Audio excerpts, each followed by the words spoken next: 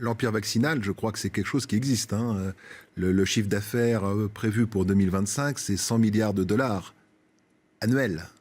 100 milliards de dollars. Donc c'est vraiment une quantité d'argent absolument considérable. Et donc, pour atteindre cet objectif, puisqu'actuellement on est à peu près à 46 milliards de dollars alors qu'on n'est qu'en 2017, il y a un effort considérable de cette industrie d'essayer de mettre tous les moyens pour arriver à cet objectif des 100 milliards en 2025. Donc, il est évident qu'il y a un problème capitalistique qui pèse très très lourd dans les décisions et que on a fortement l'impression que les gouvernements ne sont pas pas suffisamment puissants pour imposer.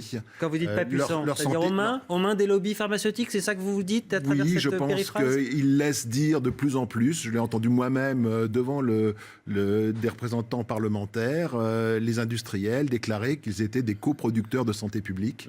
Et il me semble que les producteurs de santé publique, ça devrait être le gouvernement, les élus et pas les industriels. Alors le point que vous souleviez, il était économique. Le problème, c'est qu'il y a aussi un point de santé publique, effectivement. Je reprends votre enquête, Toxic Story, et je précise, puisqu'on a commencé avec le vaccin de la grippe, ça n'est pas le cas du vaccin de la grippe, qui n'a pas d'adjuvant à base d'aluminium, mais en l'occurrence, il y en a dans les vaccins dont le professeur Joyeux vient de parler, par exemple. C'est un problème de santé publique, ça, professeur ? Il me semble que c'est un problème très très sérieux. Ces adjuvants ont été introduits en 1926 de façon totalement empirique. Au départ, ça ne concernait que les 2 ou 3 vaccins que tout le monde recevait, mais là, il faut savoir qu'il y a 120 vaccins en développement. Certains disent 200 vaccins, d'autres disent 260 vaccins en développement qui vont arriver à la disposition du public et qui seront très fortement recommandés aux populations dans les courtes années qui viennent. Et la plupart d'entre eux sont adjuvantés avec de l'hydroxyde d'aluminium. Donc on n'est plus du tout dans une petite exposition à bas bruit, on est dans quelque chose qui risque d'être vraiment un tsunami d'adjuvants aluminiques.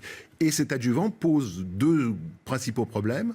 Le premier, c'est qu'il est biopersistant, c'est-à-dire que environ 80% d'une dose d'aluminium administrée par voie vaccinale va rester dans l'organisme et ne va pas être éliminée. Et la deuxième chose, c'est qu'il ne reste pas au site où on l'a injecté, mais il se diffuse dans l'organisme. Ouais. Et il va s'installer dans le système immunitaire où sa persistance à long terme est indésirable et est capable même de migrer jusqu'au cerveau. Donc là, ça nous fait vraiment des éléments qui, dans le cadre d'une vaccination toujours plus importante pour atteindre les objectifs financiers dont je vous ai parlé, va mettre la population dans une situation de danger. Vous êtes, j'allais dire, tombé sur ce constat presque par hasard. Au début, ce n'était pas en tout cas l'objet de vos recherches qui faisaient, en revanche, l'objet de publications très sérieuses. Et vous avez sorti votre livre enquête au mois d'octobre dernier, si je ne me trompe pas. Vous avez eu des soucis depuis ? Le Conseil de l'Ordre s'est intéressé à vous comme il s'est intéressé au professeur Joyeux ? Le Conseil de l'Ordre ne s'est pas intéressé à moi jusqu'à maintenant. Je ne vois pas quel motif il pourrait s'intéresser à moi, puisque je suis pro-vaccinal. Je l'explique très clairement dans mon livre. Est-ce que c'est difficile de faire ce genre d'enquête ? C'est très difficile. Tout en tenant le discours pro-vaccin, effectivement. Vous n'êtes pas des ligues anti-vaccinalistes. C'est très difficile parce que quand on fait de la recherche, il est impossible de faire de la recherche si on n'a pas de financement. Et donc, mon discours est très simple en disant... si on veut améliorer les vaccins, il faut comprendre les effets secondaires. Pour comprendre les effets secondaires, il faut accepter qu'ils existent. Si on n'accepte pas qu'ils existent, aucun financement ne sera jamais débloqué et on ne comprendra jamais pourquoi les vaccins sont potentiellement toxiques. Donc il y a une sorte de cercle vicieux dont il faut absolument qu'on sorte. Et parmi les 2 ou 3 éléments qui sont tout à fait détestables, c'est que chaque vaccin est examiné pour sa sécurité pour lui-même et jamais dans le cadre de la vaccination multiple que tout le monde reçoit de quantité de plus en plus importante.